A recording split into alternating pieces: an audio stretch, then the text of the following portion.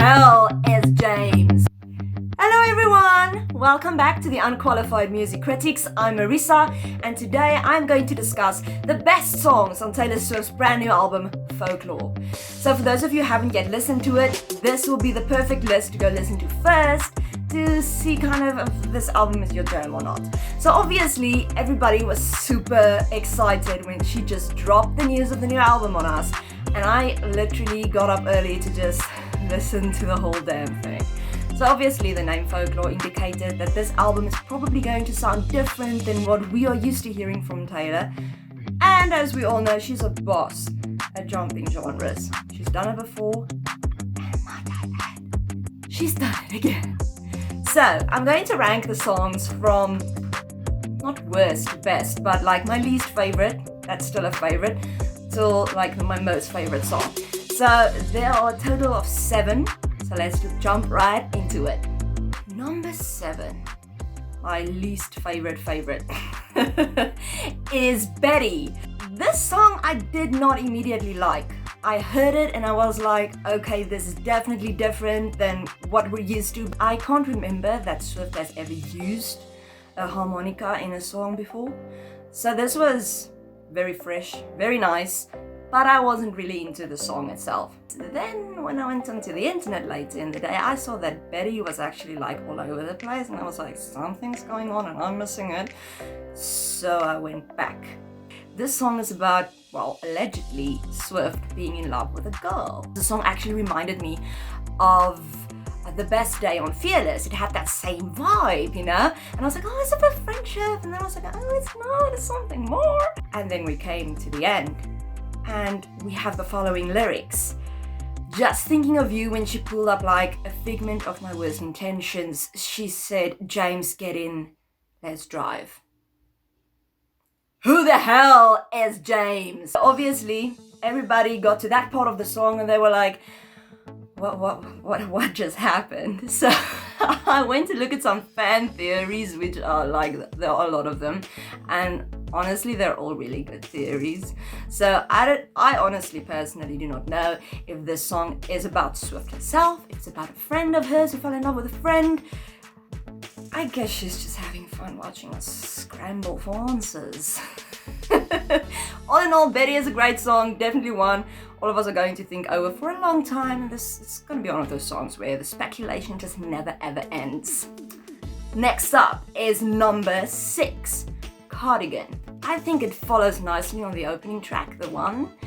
I actually quite enjoyed Cardigan. It brings back the sweet nostalgia of Taylor's lyricism from back when she started, with the lyrics like, cause I knew you stepping on the last train, marked me like a bloodstain, I knew you tried to change the ending, Peter losing Wendy.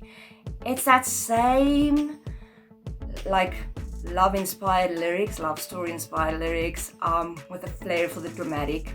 As we know, T Swift always does that. She's got a flair for the dramatic, and we see it in these lyrics once again. I've missed this kind of lyricism from her, honestly, because I like it. It reminds me of where she comes from, you know, how she started out.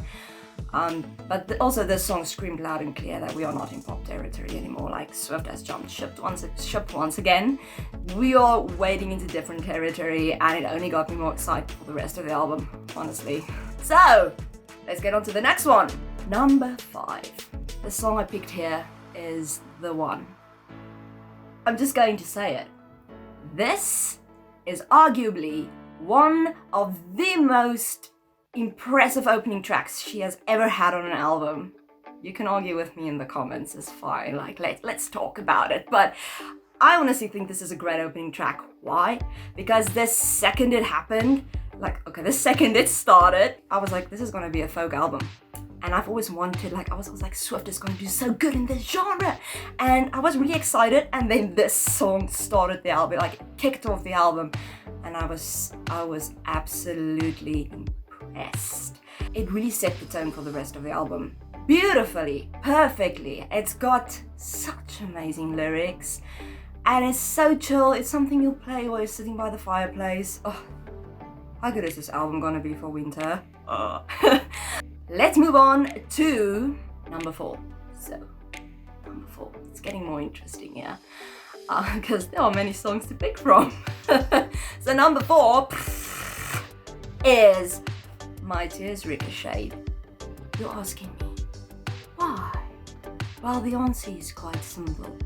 Swift is known for surprises in songs. Sometimes they're quite predictable in the best way.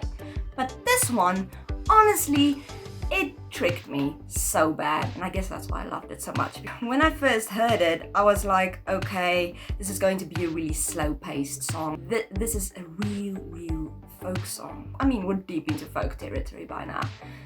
And then halfway through, there came a beat.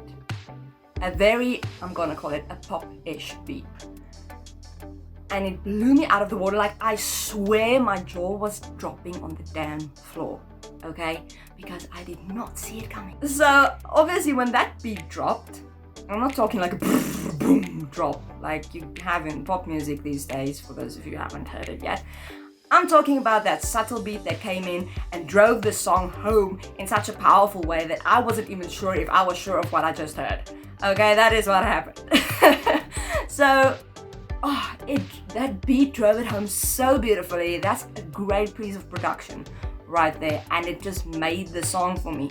I think it would have been a pretty dismissible song on the album, all respect, if it didn't have that, because literally that beat that comes in at the middle, it's what makes a song, in my opinion, because it makes it so much more, it makes it so much bigger, it makes it bigger than life the second that beat drops. It's an amazing song. Not only, obviously, it's got great lyrics, but especially for the production in this one, well done. Well freaking done. So let's move on to the next song. Number 3. Can you guess what it is? Have I not mentioned any of your favorites yet? Well, maybe this is it. So number 3 is August. Yeah, August. Guys, what kind of a song is August even? I don't know about you, but I was honestly... the second I heard that song, I was hooked. The chorus, the lyrics, the production, everything in that song is absolutely bloody amazing. This showcases the ease with which Swift tells stories and how she can make us almost experience things that we haven't experienced, but she makes it feel so real that you feel that emotion, and that is one of the things that she's really good at doing.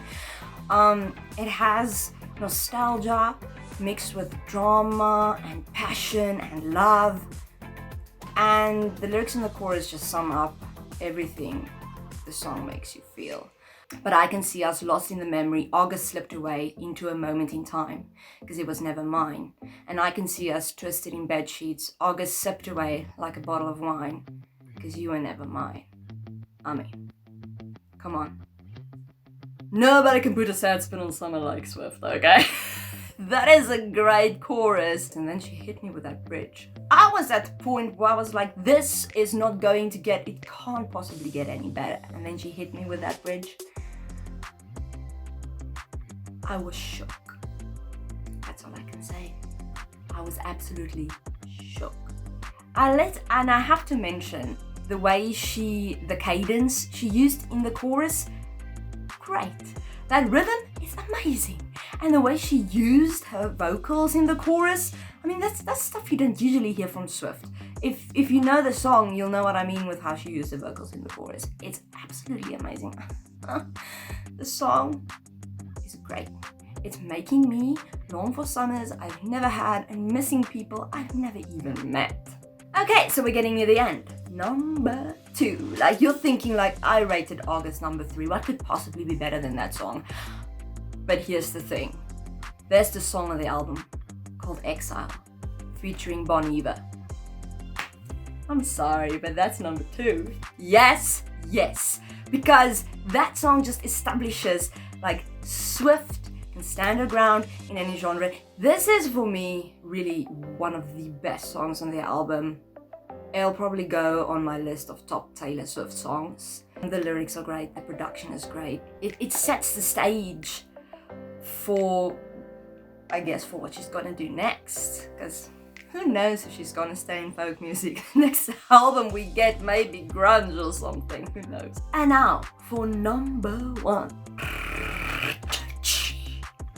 I really need to get somebody to just do me a drum roll. Okay, so number 1 is This Is Me Trying. Before, like, do not tell me you do not like that song. Do not tell me that song is boring, because then there's something wrong with you. Okay, no, to each his own. But in any case, I absolutely adore this song. This is my favorite song of the album. It's on my top 10 list of best Taylor Swift songs ever. Why? Because this is Swift at her absolute best. It's very low-key, it has a slow beat. Honestly, it's very, very simplistic, and that is what makes the song so damn good, is the simplicity. My most favorite lyrics in the song, I'm going to read to you just now because I just have to, is they told me all of my cages were mental, so I got wasted like all my potential, and my words shoot to kill when I'm mad. I have a lot of regrets about that. I was so ahead of the curve became a sphere, fell behind all my classmates, and I ended up here, pouring out my heart to a stranger, but I didn't pour the whiskey.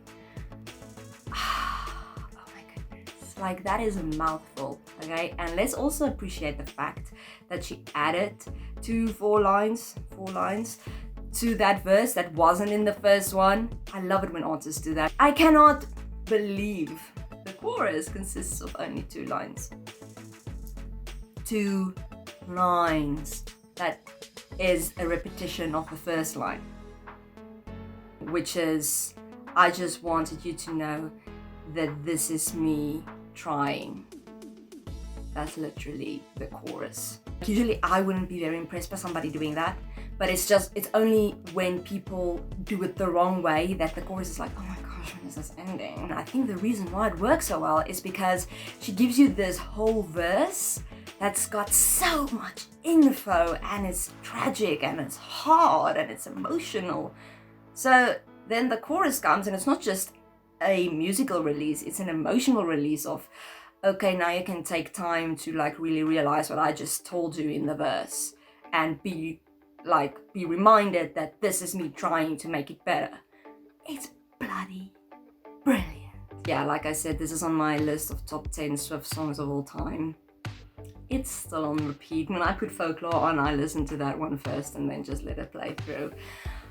Along with Exile and August. Like, those are my top 3 favorite songs off of this album. It would be This Is Me Trying and Exile and August. Absolutely love those songs. So, I would like to know, what are you guys' favorite songs off of the album? Like, maybe there's something I'm totally missing and I should really go listen to it again. Maybe I've been spending too much time listening to This Is Me Trying. I am so sorry.